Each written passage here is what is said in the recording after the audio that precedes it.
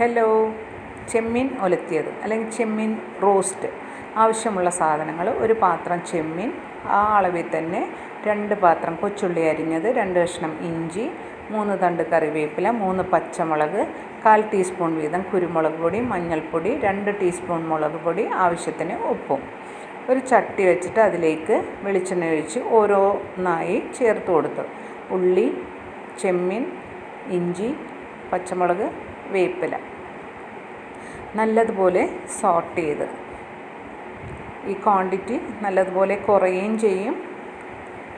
ഉള്ളിയെല്ലാം നല്ല സോഫ്റ്റായിട്ട് വരുമ്പോഴേക്കും പൊടികൾ ചേർത്ത്, കൂടെ ഉപ്പും നല്ലതുപോലെ വീണ്ടും ഒന്ന് മൊരിയിച്ച്, അപ്പോഴേക്കും എണ്ണയെല്ലാം തെളിഞ്ഞു വന്നു. ഗ്യാസ് ഓഫ് ചെയ്ത് കറി റെഡിയായി. ചോറിന് ബെസ്റ്റ് കോമ്പിനേഷൻ.